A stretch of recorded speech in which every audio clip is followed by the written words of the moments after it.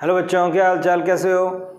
आज हम पढ़ेंगे सुपरपोजिशन प्रिंसिपल के बाद नेक्स्ट टॉपिक। चीज़ वही है, थोड़ा सा अलग से करेंगे क्योंकि ये टॉपिक एग्जाम में पूछ लिया जाता है और इसी के बेस पे फिर जो डिफरेंट टाइप्स के न्यूमेरिकल बनते हैं वो भी डिस्कस करने वाले हैं हम आज। सुपरपोजिशन प्रिंसिपल है लेकिन उसको इंटरफेरेंस से अब जोड़ेंगे, रिलेट करेंगे। Expression for constructive and destructive interference या condition for constructive and destructive interference. सवाल ये आता है कि ये कंस्ट्रक्टिव और डिस्ट्रक्टिव इंटरफेरेंस क्या, हमने तो नहीं पढ़ा, इंटरफेरेंस पढ़ा था। तो बेटा कंस्ट्रक्टिव मतलब जोड़ना, वेयर एम्पलीट्यूड इज मैक्सिमम। तो कंस्ट्रक्टिव इंटरफेरेंस में जब एम्पलीट्यूड इंक्रीज हो जाता है, जब दोनों वेव ऐड होती हैं, समझ रहे हो ना मेरी बात। A1 + A2 कंस्ट्रक्टिव और डिस्ट्रक्टिव इंटरफेरेंस वेयर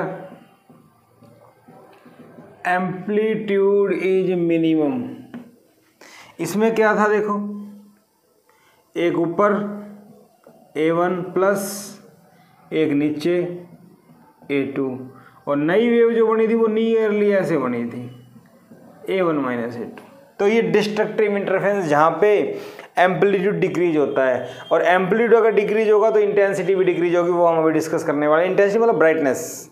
कहा था ना फ्रिंजेस कैसी बनती हैं, इनको फ्रिंज बोलते हैं, dark bright dark.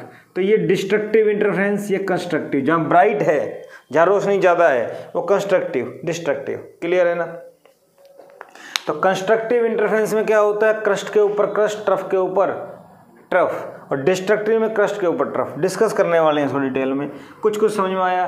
Constructive construction जहाँ एम्पलीट्यूड बढ़ जाता है, इंटेंसिटी बढ़ जाती है, ब्राइटनेस बढ़ जाती है।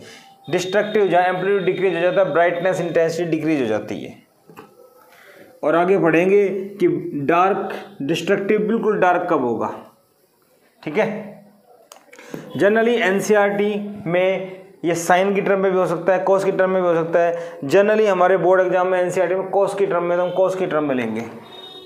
Late two light waves are, अच्छे से करना, बहुत इंपॉर्टेंट टॉपिक है।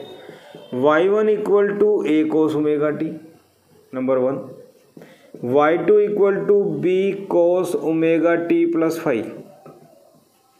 ठीक है, दो वेव हो गई। मैंने कोस की टर्म में ली है, साइन कोस कोई भी ले सकते हैं लेकिन जनरली एनसीईआरटी में ऐसा है, बोर्ड एग्जाम्स में भी ऐसा ही पूछते हैं। तो साइन का मैंने लास्ट लेक्चर में करवाया, कोस का भी कर देता हूँ, आना वही है। ठीक है। Using superposition principle. Superposition principle क्या कहता है, y = y1 + y2। ठीक है। तो दोनों को ऐड करेंगे, y = a cos ωt plus में b cos ωt + phi। वो साइन a + b का फॉर्मूला है, यहाँ cos a + b। तो देखो a cos ωt plus b, cos a + b क्या होता है, cos a cos b minus sine a sin b, पता होगा। ठीक है भाई, ये बात समझ में आ गई। अब क्या बनेगा, y = cos ωt common, same वही चीज़ें चल रही हैं, a b cos phi हो गया। cos ωt टाइम का फंक्शन है, बाहर आ गया, a + b cos phi बाहर लिख, क्योंकि a और b तो एम्पलीट्यूड है दोनों वेव की जो कांस्टेंट है, और phi कोहेरेंट सोर्स के लिए फेज डिफरेंस कांस्टेंट होता है। क्लियर है। प्लस इधर से देखा जाए sin ωt, बाहर b sin phi। Clear, b sin phi, b और sin phi दोनों फिर कांस्टेंट हैं। हो गया। नाउ सेम वही मेथड है जो लास्ट लेक्चर में किया था हमने। नाउ कांस्टेंट है, ये भी कांस्टेंट है, तो लो let a + b cos phi, नई वेव बनेगी, नई वेव का एम्पलीट्यूड r, cos है तो cos, theta is the phase angle of new wave with the first wave, and b sin phi क्या मान लें, r sin theta. Equation number 3, equation number 4, वही बातें आ गई। ठीक है। अभी हमें न्यू वेव से कोई मतलब नहीं है, हमें तो कंस्ट्रक्टिव डिस्ट्रक्टिव चाहिए, वो देखते हैं। अब ये एम्पलीट्यूड आ जाएगा, यहाँ से हमने पढ़ा था पीछे, इसी से हमें मकसद है। तो देखो स्केयरिंग एंड एडिंग, वही आंसर आएगा इक्वेशन 3 और 4।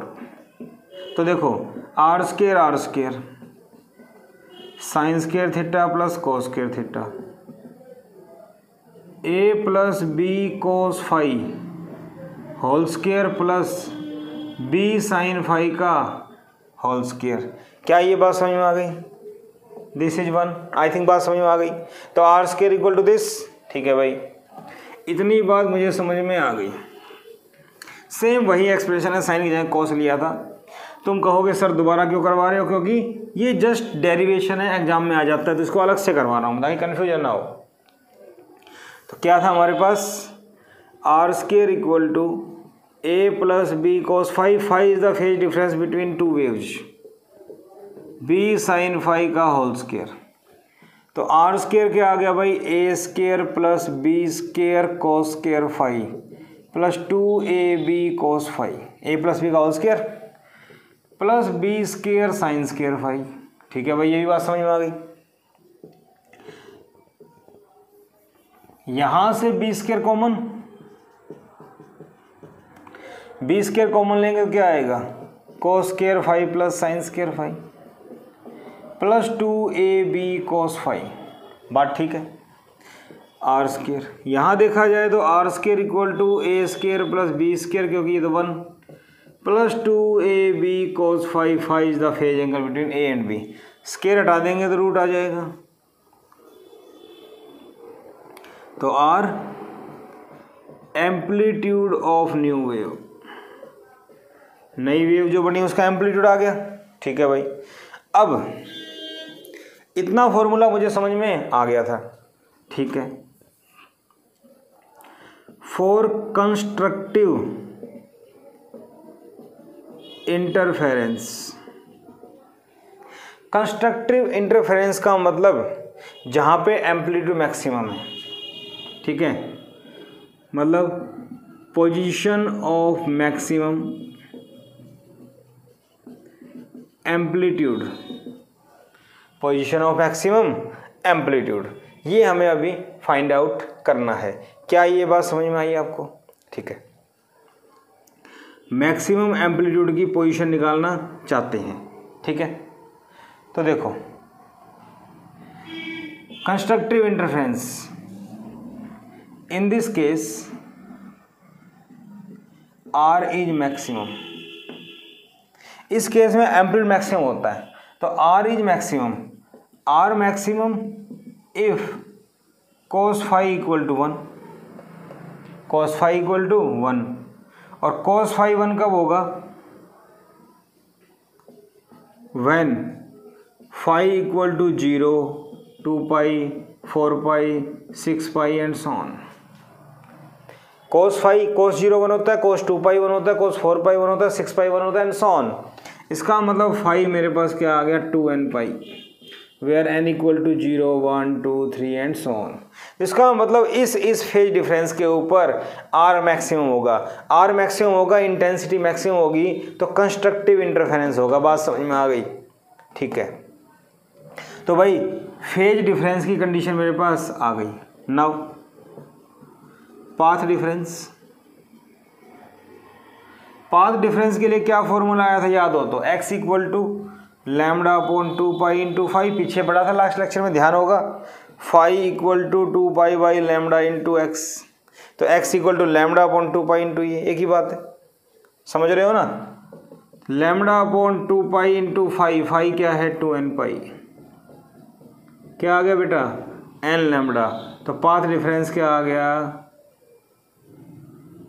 पाथ डिफरेंस आ गया n लैम्डा, और n equal to 1, 2, 3, sorry 0, 1, 2, 3।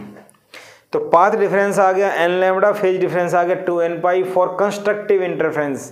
Constructive interference का मतलब जब दो वेव मिलेंगी, और जब मिलेंगी तो जिन जिन पोजीशन के ऊपर एम्पलीट्यूड मैक्सिमम होगा, इंटेंसिटी मैक्सिमम होगी, ब्राइटनेस होगी, वो ये पोजीशंस हैं। एंगल के अकॉर्डिंग ये हो गया, और इसके अकॉर्डिंग ये हो गया। एन की वैल्यू पुट करो 0, lambda, 2 lambda, 3 lambda and so on. अगर मैं यहाँ वैल्यू पुट करता हूँ 0 तो 0 हो जाएगा, 1 करूँगा लैम्डा, 2 करूँगा 2 लैम्डा, 3 लैम्डा।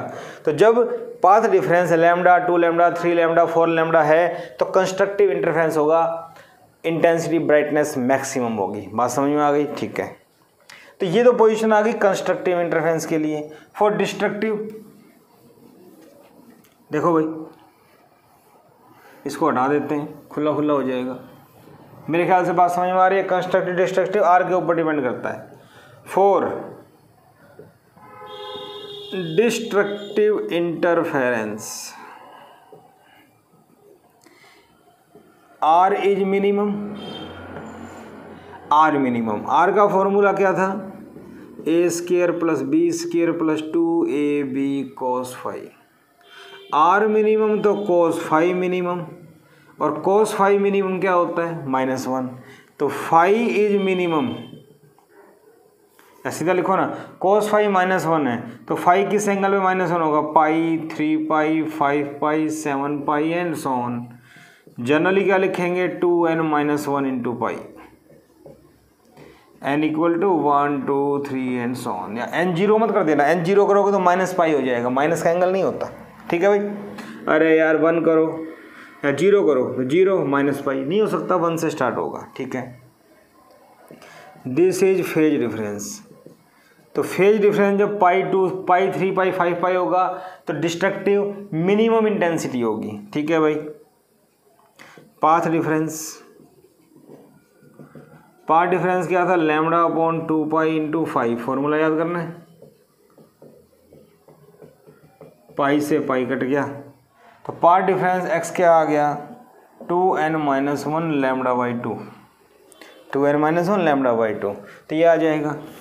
यहाँ पे n की वैल्यू 1 से स्टार्ट होगी तो रखना जरा, n को 1 करेंगे तो लैम्डा बाई 2, 2 रखेंगे तो 4 - 1 3 lambda by 2, 5 lambda by 2, 7 lambda by 2 and so on. तो इन पार्ट डिफरेंस के ऊपर इंटेंसिटी ब्राइटनेस क्या होगी? मिनिमम। इसको बोलते हैं डिस्ट्रक्टिव इंटरफेरेंस। डिस्ट्रक्टिव इंटरफेरेंस में इंटेंसिटी क्या होती है बेटा? मिनिमम। ब्राइटनेस क्या होती है? मिनिमम। ठीक है भाई? अब सवाल ये आता है, ये सब तो ठीक है, हो गया, मैक्सिमम ब्राइटनेस कब हो सकती है और मिनिमम ब्राइटनेस कब हो सकती है? मेरी बात समझ रहे हो?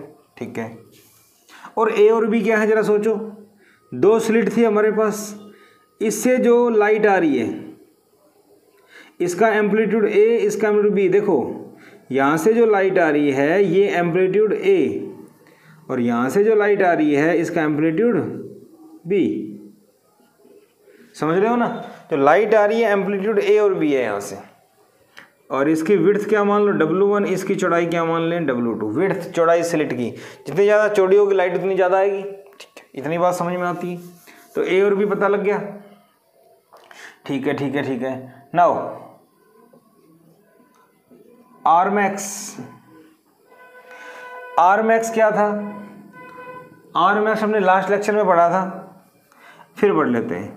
Are is maximum if phi 0 पढ़ा था अभी। अरे यार अभी तो पढ़ा था, 5 को 0 किया था पीछे, तो 5 0 किया था तो क्या आया था? a प्लस बी का होल स्क्वायर। अरे देखो यार confusion, A square plus B square plus 2ab cos 5। 5 को 0 करो, cos 0 क्या होता है? 1, और इसके ऊपर रूट था। r क्या है? a प्लस बी का होल स्क्वायर, स्क्वायर से root cancel, a plus B. R max क्या आ गया? a plus B. इसी टाइप से r is minimum, r minimum कब होगा? When phi equal to 180। तो ये कितना आ जाएगा? a minus B. Last lecture में पढ़ा था हमने, डायरेक्ट कर रहा हूँ मैं। तो R max a plus B, R minimum a minus B, क्योंकि cos 180 -1 होता है, यहाँ माइनस आ जाएगा। ठीक है ना? cos 180 -1 होता है, यहाँ -1 आ जाएगा। ठीक है भाई? नहीं तो देख लो, R minimum A square plus B square plus 2ab cos 180। cos 180 -1 यहाँ कर देता हूँ। This is a minus B का होल स्क्वायर और उसका रूट, रूट से ये कैंसिल, a माइनस बी। आया या नहीं आया, ठीक है। ओके, तो मेरे पास आ गया R max A plus B, R minimum A minus B, इतना ठीक है। स्पेशल केस देखो ध्यान से, if A equal to B, A equal to B का मतलब amplitude of two source are same, two sources are of same amplitude, दो source same amplitude के हैं तो क्या हुआ, R max A plus A 2a, R minimum A minus A 0। तो इसका मतलब मैंने कहा था फ्रिंजेज ब्राइट और डार्क होंगी, तो जो डार्क है वो एग्जैक्टली डार्क कब होगी, जब दोनों सोर्स का एम्पलीट्यूड सेम हो, और मैक्सिमम ब्राइट कब होगी, जब दोनों का एम्पलीट्यूड सेम हो, 2a और 0। बात समझ में आ गई, ठीक है। तो ये एम्पलीट्यूड के बारे में हमने कुछ डिस्कस किया, इतनी बातें समझ में मेरे ख्याल से आपको आ गई। तो ये तो हमने कंडीशन निकाल ली फेज डिफरेंस और पार्ट डिफरेंस के बारे में। डेरिवेशन में इतना पूछा जाए तो आप लोग कर दोगे कंडीशन, ठीक है। इसमें इंटेंसिटी के बारे में और पूछ लेते हैं, इंटेंसिटी ऑफ रिजल्टेंट वेव। अब न्यू वेव जो बनती है उसकी इंटेंसिटी की बात करते हैं, तो वो क्या है, देखो सबसे पहले एम्पलीट्यूड का फॉर्मूला क्या था, R equal to root A square plus B square plus 2ab cos phi. Phi is the phase difference between A and B, समझ में आता है, ठीक है। ओके देखो, सिंस फॉर वेव +1 में हम लोगों ने पढ़ा था, इंटेंसिटी का फॉर्मूला आया था I think 2 pi nu square A square, amplitude को आर मान लो, आर स्केयर रो वी, याद आ रहा है कुछ। 2 पाई न्यू फ्रीक्वेंसी कांस्टेंट है, डेंसिटी वेलोसिटी सब कांस्टेंट है, हम जनरली इसकी बात करेंगे, तो सब हटाएंगे तो क्या आ गया, तो intensity proportional to square of amplitude. आपको फिलहाल ये ध्यान रखना है, पीछे का याद है तो ठीक है, नहीं है तो कोई बात नहीं। I proportional to square of amplitude, ठीक है। तो I proportional to R square, I equal to K मान लेते हैं कांस्टेंट। आर स्केयर की वैल्यू क्या है, A square plus B square plus 2ab। मैंने बताया आपको ए बी क्या है, दो सोर्स जो है, दो स्लिट जो है, उससे जो वेव आ रही है उनका एम्पलीट्यूड, ठीक है भाई। आई इक्वल टू के ए स्केयर प्लस में के बी स्केयर प्लस में 2kab cos फाई। ध्यान से देखना इसको, आई इक्वल टू के ए स्केयर प्लस के बी स्केयर प्लस 2 रूट के cos फाई। ध्यान से देखो, ये 2k है, k को मैं रूट के 2 बार लिख सकता हूँ। ए जब रूट में जाएगा तो a का स्केयर, b जब रूट में जाएगा तो b स्केयर, 2 रूट के a स्केयर रूट के b square cos phi. a square b square जब रूट से बाहर आएगा तो ये b हो जाएगा और रूट के k हो जाएगा, ठीक है ना। तो यहाँ देखो, क्या ये a square b square 2ab cos phi बन रहा है, अरे हाँ या ना। तो a क्या था, amplitude of first source, a amplitude, b amplitude. तो एम्पलीट्यूड का स्केयर क्या होता है, इंटेंसिटी कांस्टेंट के साथ, क्योंकि प्रोपोर्शनलिटी में होता है ना। तो के ए स्केयर क्या हो गया, intensity of first wave, second wave 2 root I1 I2 cos phi. दो सोर्स थे हमारे पास, पहले की इंटेंसिटी I1, दूसरे की इंटेंसिटी I2। फीलिंग आ रही है थोड़ी सी, इंटेंसिटी मतलब ब्राइटनेस, चमक, कितनी ज़्यादा शार्प है, कितनी ज़्यादा इंटेंसिटी ज़्यादा है ना। एक नोटबुक को बल्ब के पास लेके जाओ, जितना पास लेके जाओगे बल्ब के, नोटबुक पे शाइनिंग उतनी ज़्यादा होगी, इसका मतलब इंटेंसिटी बढ़ रही है, ठीक है ना। तो ये समझ में आ गया। तो दो अलग अलग सोर्स हैं, दोनों की इंटेंसिटी I1 I2 है, तो रिजल्टेंट इंटेंसिटी ये होगी, phi constant for coherent source. अब आप में से कई सोच रहे होंगे अगर सोर्स कोहेरेंट नहीं होगा तो क्या होगा। देखो, if sources are not coherent,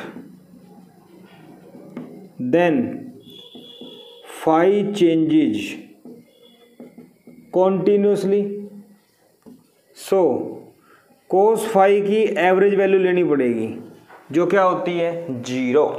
cos phi की एवरेज वैल्यू 0 कैसे आई भाई?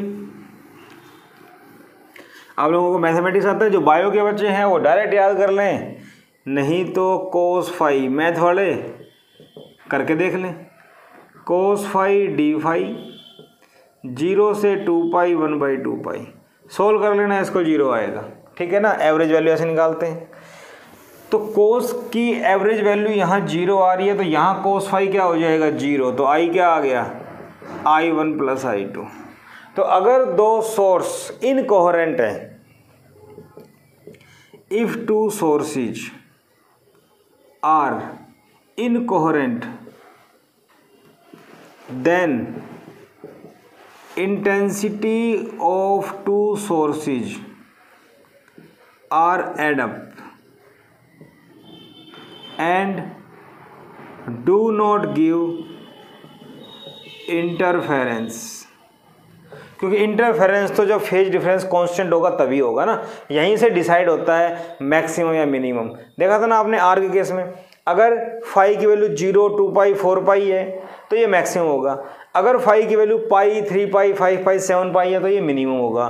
तो फेज डिफरेंस के बेस पे डिसाइड होता है कि इंटेंसिटी मैक्सिमम होगी या नहीं होगी, और वो कांस्टेंट भी रहनी चाहिए। एक पार्ट जो ब्राइट है वो ब्राइट ही रहेगा, डार्क है वो डार्क ही रहेगा। कब?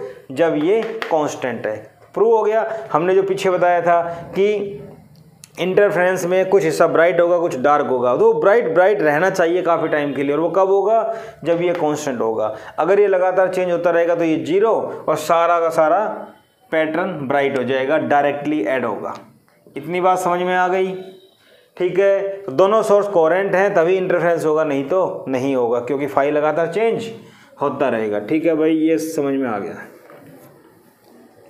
इंटेंसिटी का फॉर्मूला आ गया मेरे पास। ओके, अभी हमने पढ़ा था कि ब्राइट वाला हिस्सा बिल्कुल ब्राइट होगा और डार्क वाला एकदम डार्क होगा, बिल्कुल डार्क। कब? फॉर बेस्ट इंटरफेरेंस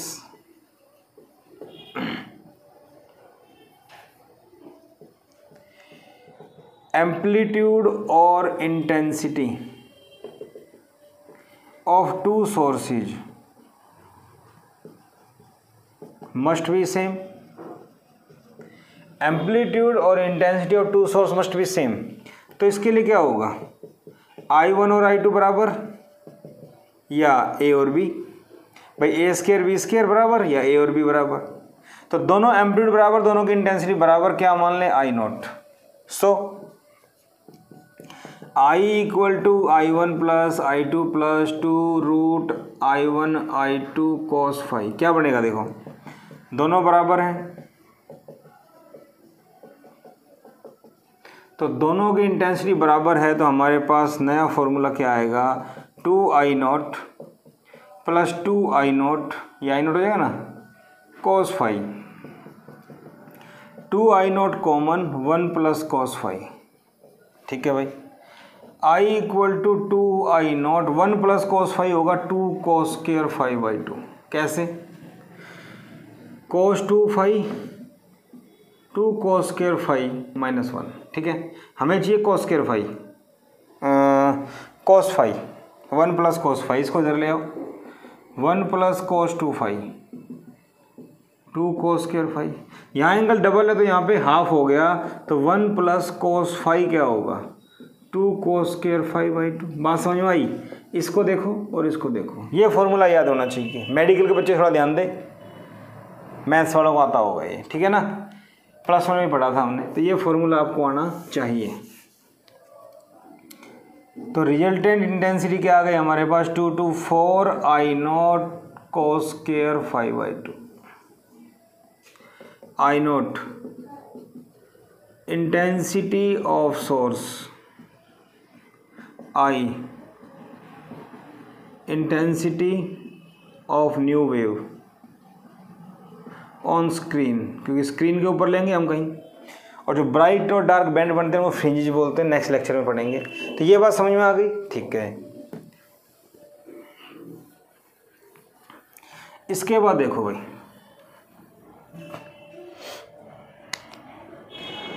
I1 और I2 आर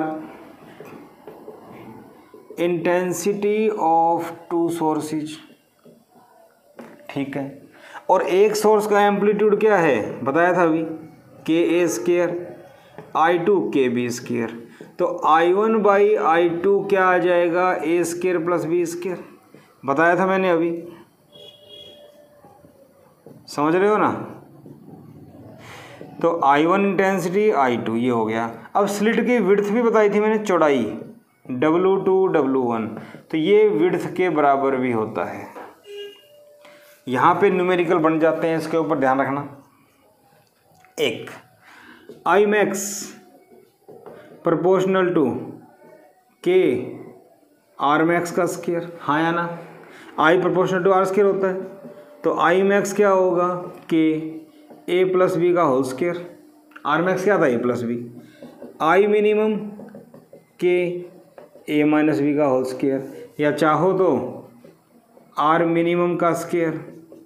तो I मिनिमम क्या हो गया, K A - B का होल स्क्वायर, ठीक।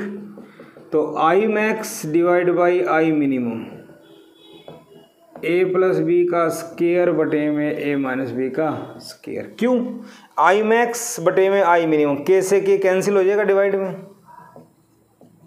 K से K कैंसिल, इसलिए मैंने लिखा ही नहीं, ठीक है भाई। इनके ऊपर भी न्यूमेरिकल बन जाते हैं। मैक्सिमम मिनिमम इंटेंसिटी दे रखी है तो हम लोग सॉल्व कर सकते हैं, हाँ या ना। ओके, ठीक है भाई, ये फॉर्मूले हमारे पास आ गए। इनका थोड़ा सा आपको ध्यान रखना है, इनके ऊपर क्वेश्चंस बन जाते हैं। कैसे बनते हैं वो देखते हैं। चलो एक चीज़ और, ये हमारे पास A1 AB एम्पलीट्यूड थे, इंटेंसिटी I1 I2 थी। ये स्क्रीन के ऊपर दोनों इंटरफेयर करके नई वेव बनाएंगे, इंटेंसिटी I, ठीक है ना, एम्पलीट्यूड R। इतनी फीलिंग आपको आती है, ये डिटेल में आगे पढ़ने वाले हैं, लेकिन बेसिक बातें पता होनी चाहिए कि दो वेव इंटरफेयर करेंगे, इंटरफेरेंस होगा। तो इंटरफेरेंस कहाँ होगा, कहीं तो होगा, स्क्रीन के ऊपर होगा, ठीक है भाई, दीवार पे कहीं भी। क्वेश्चन देखते हैं। Two waves of same amplitude I0 interfere to each other to form interference, to produce interference. Find intensity of new wave if phase difference इज π/3। अगर फेज डिफरेंस दे रखा है π/3 तो क्या होगा, देखो दोनों सोर्स की सेम इंटेंसिटी, नॉट एम्पलीट्यूड, एक ही बात है वैसे तो, एम्पलीट्यूड सेम होगा तो वो भी सेम होगा। अगर दोनों सोर्स की इंटेंसिटी बराबर है तो हमारे पास फॉर्मूला था I = 4I0 cos² φ/2, हाँ या ना, ठीक है। फाई क्या दिया हुआ है, π/3। सो I = 4I0 cos² φ/3 / 2, 4I0 cos² π/6। तो I हो गया 4I0 π/6, पाई 180, 180 बटे 6 30, cos 30 क्या होता है, √3/2 का स्क्वायर। तो 4I0 3/4, 3I0। तो रिजल्टेंट जो इंटेंसिटी है वो इंडिविजुअल सोर्स की इंटेंसिटी से 3 गुना ज़्यादा है, हो सकता है, पॉसिबल है। आई बात समझ में। तो ये हम डायरेक्ट सवाल इसके ऊपर आ जाए तो कर सकते हैं, कंडीशन होगी सेम इंटेंसिटी, ठीक है भाई। ऐसा आ जाए तो हम सिंपल सा कर सकते हैं, ओके। और देखिए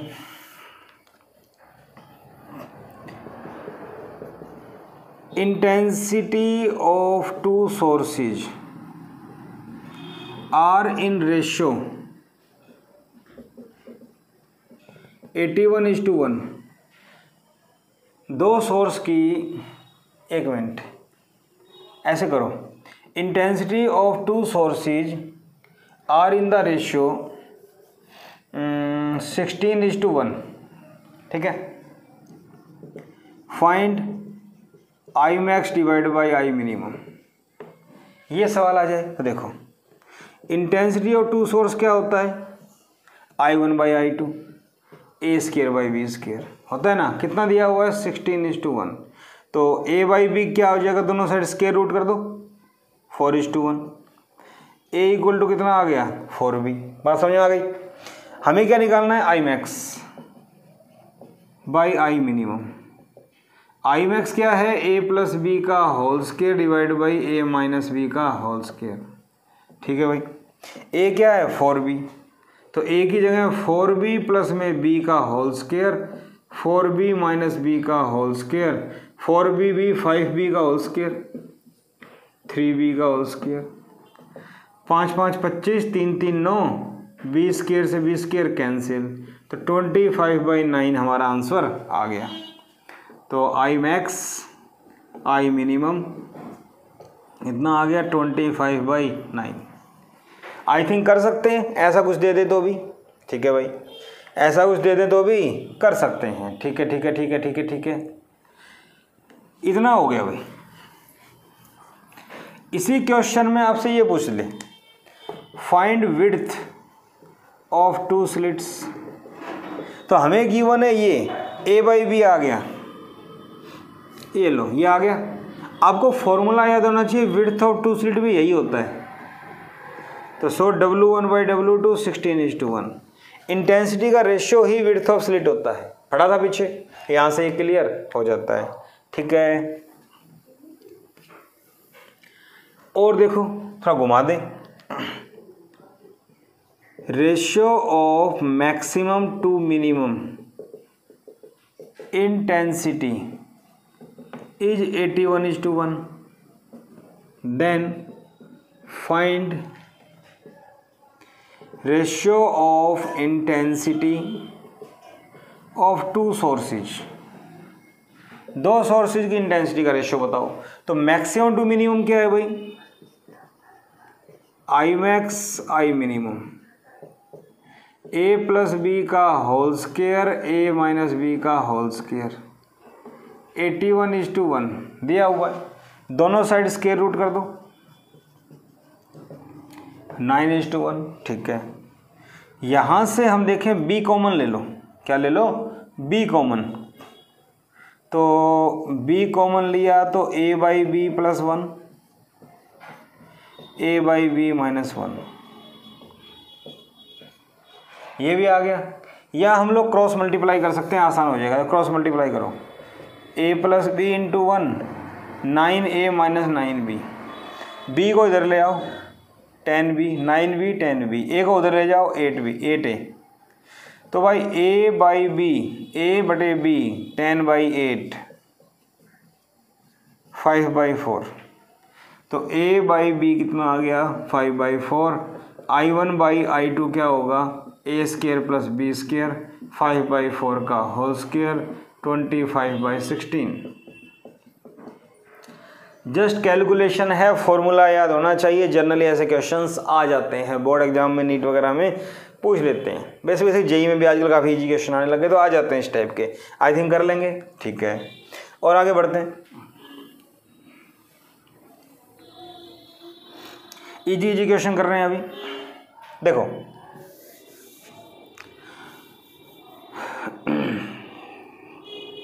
मान लो क्वेश्चन है, intensity of two sources are I and 4I and interfere at a point on screen. Find intensity at a point where path difference is lambda by 3। अब देखो दो इंटेंसिटी मिल गई, फेज एंगल होता तो डायरेक्ट सवाल लग जाता I1 plus I2 plus 2I1 I2 cos phi. Phase difference direct given होता हो जाता है, यहाँ तो पार्ट डिफरेंस गिवन है, तो हमें करना पड़ेगा क्या, phi equal to 2 pi by lambda into x. हाँ पार्ट डिफरेंस क्या दिया हुआ है, लैम्डा बाई 3, तो 2 pi by lambda into lambda by 3, lambda से lambda cancel, 2 pi by 3, phi आ गया। I1 दिया हुआ है, I और I2 दिया हुआ है 4I, I1 I2 और फाई मिल गया, सोल्व कर लो। I1 की जगह या इसको ऐसे करो, चेंज हो जाएगा, I0 4I0 2I0, देखो 2 रूट I1 I2 होता है ये, 2I0 4I0 cos 2 pi by 3, formula पता लग गया, I0 4I0 2I0 4I0 cos 2 pi by 3, ठीक है। तो I equal to 5I0 plus 4I0, कैसे भाई, 4 का रूट 2 12 जाएगा 4, I0 स्केयर का root I0 cos 2 pi by 3 pi 180 बटे 3 cos 120 60 दूनी 120, तो cos 120 कितना होता है, -1/2, पता है ना, तो cos 120 क्या होता है, -1/2, 2 से 2 कैंसिल, तो ये हो गया 5I0 माइनस 2I0 3I0। तो आई थिंक बात समझ में आ गई। पाथ डिफरेंस दे रखा हो तो फेज डिफरेंस निकाल लो, वैल्यू पुट करो, सॉल्व करो, आपका आंसर आ जाएगा। फॉर्मूला ध्यान रखना, कर सकते हैं हम लोग, पार्ट डिफरेंस से फेज डिफरेंस निकालने का फॉर्मूला याद होना चाहिए, ठीक है। देखो यहाँ पे एंगल है तो ये भी एंगल आना चाहिए, simple, 2 pi by lambda, lambda upon 2 पाई, बच्चे कन्फ्यूज, तो एंगल निकालना है तो ऊपर एंगल आना चाहिए, बस इतना ध्यान रखो, हो जाएगा, ठीक है। और देखिए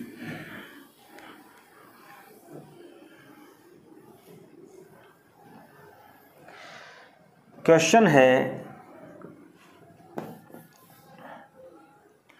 find maximum intensity if n waves of same intensity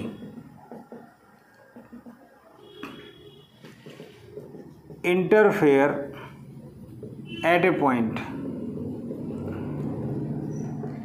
when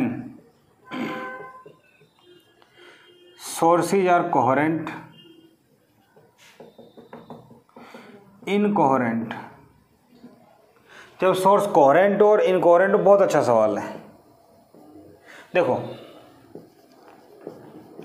for 2 waves, अगर 2 वेव हो तो आई का फॉर्मूला क्या होता है, आई मैक्स का, आई का फॉर्मूला क्या होता है, I1 plus I2 plus 2 root I1 I2 cos phi, तो I max I1 plus I2 plus 2 root I1 I2 cos phi 1 हो जाता है मैक्सिमम के लिए।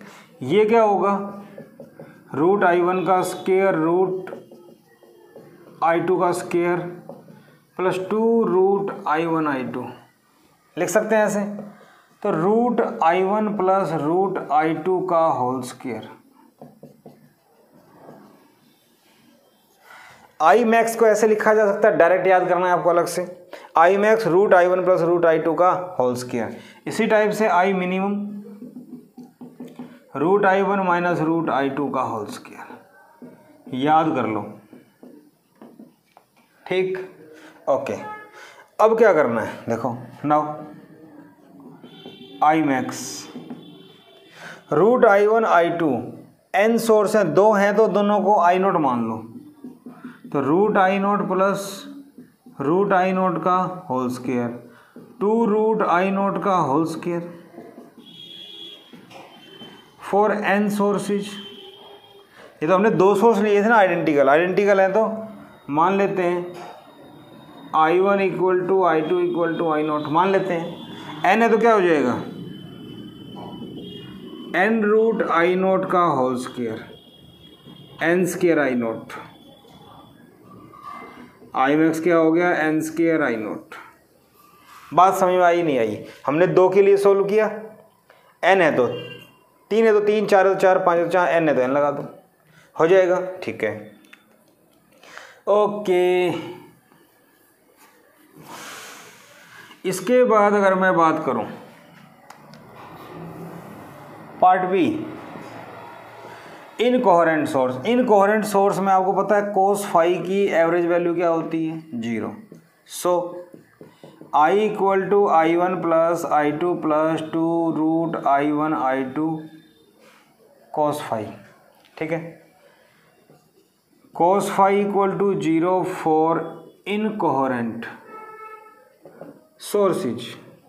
ठीक है, तो I equal to I one plus I two, हाँ या ना? ठीक है, और ये आई मैक्स, अरे हाँ या ना? ठीक है भाई, ठीक है ठीक है ठीक है। और मानो दोनों कोहेरेंट हैं तो I naught I two equal to I one I two equal to I naught, तो आई मैक्स क्या हो गया? I naught plus I naught 2 I naught. ठीक है, for N sources, N source के लिए क्या हो जाएगा? I max I naught plus and so on N times N I naught. तो इनकोहेरेंट सोर्स हैं सारे अलग अलग इंडिपेंडेंट, तो डायरेक्ट ऐड होती है इंटेंसिटी, बट अगर कोहेरेंट सोर्स है तो एन स्केयर आई नोट होता है, जितने सोर्स हैं उसका स्केयर। ठीक है भाई, कंसेप्ट था ये। जैसे हमने पढ़ा था 2 सोर्स हैं, दोनों अलग अलग हैं, I one plus I two, but अगर कोहेरेंट है तो I one plus I two plus 2 root I one I two cos phi, तो I one plus I two root I one plus root I two का whole square. ठीक है, तो ये थोड़ा सा आपको ध्यान रखना है कि सोर्स कोहेरेंट होंगे तो कोस फाई 0 नहीं होगा। ठीक है भाई, अच्छे सवाल था। और देखो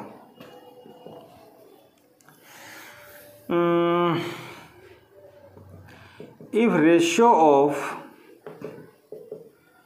intensity of 2 sources is beta, then find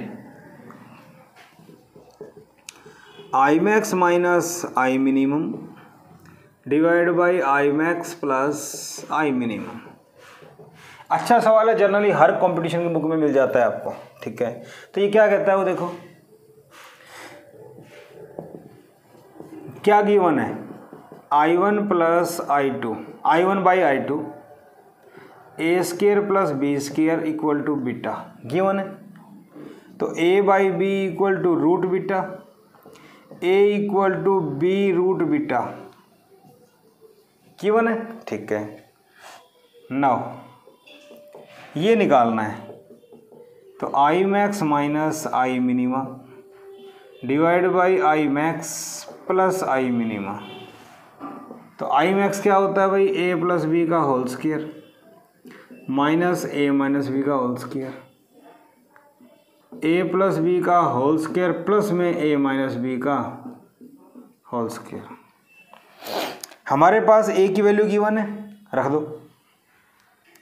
ए की वैल्यू है B root beta plus B का होल स्क्वायर, सही है।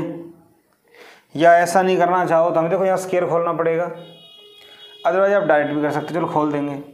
Minus B root beta minus B का होल स्क्वायर,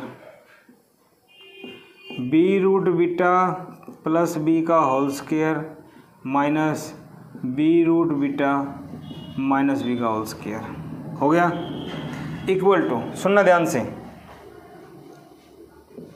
नीचे प्लस था, A square B square beta plus B, A square plus B square plus 2ab cos plus 2ab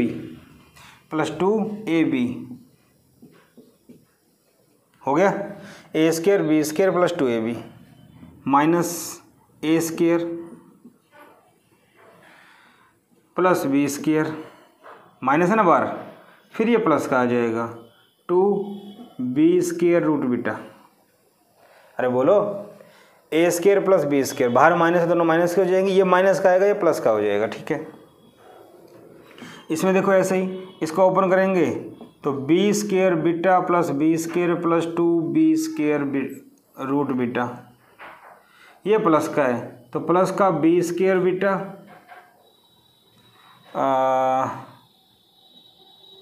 B square beta plus B square minus 2b² root beta हो गया। इससे ये cancel और ये B square आएगा, इससे ये कैंसिल, ठीक है। यहाँ इससे ये कैंसिल, ओके ठीक है भाई। तो क्या आया मेरे पास, इक्वल टू 1 और 1 2, 4b² root beta divide by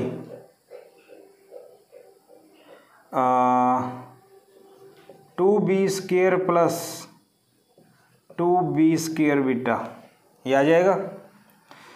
b² common 4 root beta divide by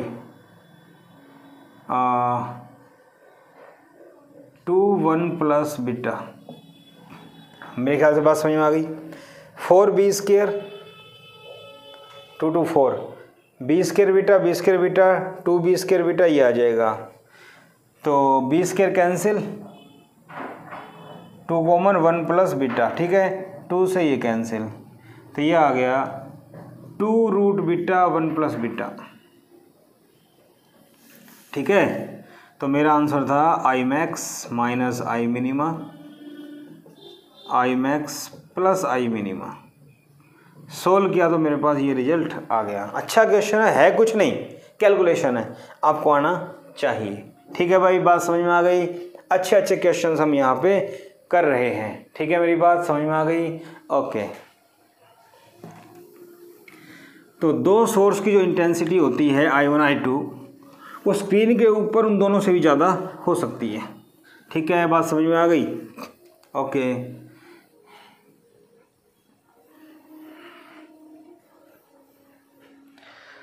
और देखिए question,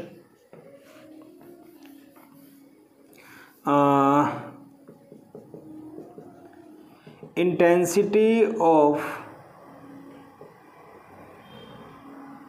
wave on screen, intensity of wave on screen is k for path difference lambda by 3, for path difference lambda by 3 if two identical waves interfere। जब दो identical wave interfere करती हैं, waves की intensity I0 है, तो वहाँ intensity k आती है अगर पाथ डिफरेंस लैम्बडा बाई 3 है। तो find intensity if path difference is lambda. अगर पाथ डिफरेंस लैम्बडा है तो इंटेंसिटी क्या होगी वो निकालो। तो देखो दो आइडेंटिकल वेव हैं, तो फॉर्मूला क्या होता है, I equal to 4I0 cos square 5/2, 5 phase difference. तो सिंस पाथ डिफरेंस क्या दे रखा है पहले के लिए लैम्बडा बाई 3, तो फाई क्या आ जाएगा, फाई एंगल है, तो 2 pi by lambda into x, 2 pi by lambda lambda by 3, 2 pi by 3, ठीक है।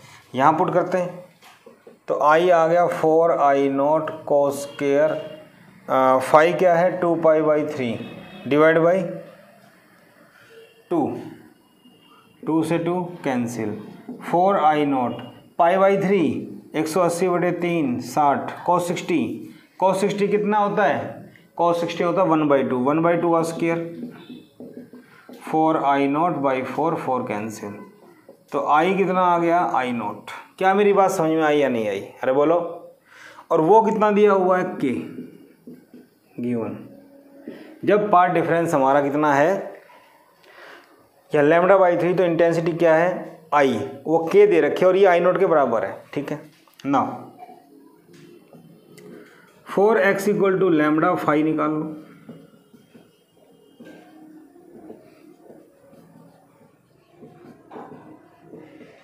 तो नए केस में फाई कितना आ गया 2 पाई। इसके लिए सोल्व करना है तो देखो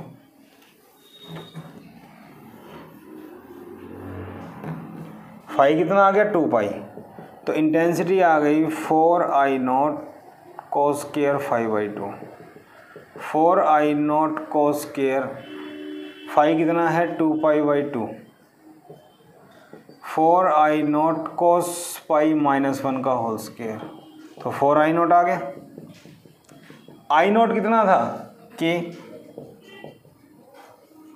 तो नई इंटेंसिटी क्या आ गई हमारी, I डैश मान लें इसको 4K। बात समझ में आ रही है। इनिशियल जो कंडीशन दे रखी है वो लगाओ, पार्ट डिफरेंस दे रखा है x, फाई निकाल लो। अगर दोनों आइडेंटिकल हैं तो I = 4I0 cos square 5/2 I निकाल लो, वो I को K की टर्म में लिख लो। अगले का जो कंडीशन है उससे फाई निकालो, दोबारा अप्लाई कर दो, आपका आंसर आ जाएगा। मेरे ख्याल से कर सकते हो इस टाइप का सवाल, ठीक है भाई। ओके, कर सकते हैं हम। देखो भाई, intensity of two sources are I and I plus delta I, delta I much less than I, ठीक है। Find I max and I minima, ये सवाल है। लैंग्वेज भी चेंज हो सकती है, ठीक है। तो I max का क्या फॉर्मूला था, I1 + I2 + 2 root I1 I2 cos phi 1, अगर मैक्सिमम है तो ठीक है। तो I1 कितना है I2 क्या है I + डेल्टा I 2 रूट I × I + डेल्टा I, ठीक है। Since delta I much less than I, तो I मैक्स क्या होगा I + I, इसको छोड़ दो, +2 इसको छोड़ दो, I का रूट I स्क्वायर का रूट I, तो कितना आ गया 4I। I मैक्स कितना आ गया बेटा 4I, मैक्सिमम इंटेंसिटी कितनी आ गई 4I। अब हमें निकालनी है मिनिमम इंटेंसिटी। I मिनिमम क्या होगा I1 + I2 + 2 root I1 I2 cos phi। cos phi minimum क्या होता है -1, फॉर्मूला यूज कर सकते हैं, ठीक है।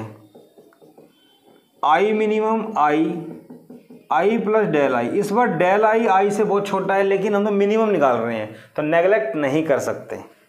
-2 रूट I + डेल I, क्या मेरी बात समझ रहे हो। डेल I जो है वो I से बहुत छोटा है लेकिन हम तो मिनिमम निकाल रहे हैं तो नेगलेक्ट नहीं करेंगे, ठीक है। तो I minimum I + I 2I + del I, ठीक है, -2 I कॉमन ले लो, रूट क्या बच गया भाई, अगर I बाहर लिया तो रूट में से I स्क्वायर बाहर आया, तो I बाहर आ गया, ये भी I बाहर आ गया, ये I बाहर आया तो क्या बचा 1 + डेल I बटे I। हाँ या ना, बात समझ में आई या नहीं आई। देखो I स्क्वायर बाहर आएगा तभी तो I बनेगा, तो I तो ये रहा I यहाँ से, तो 1 + डेल I/I, ठीक है।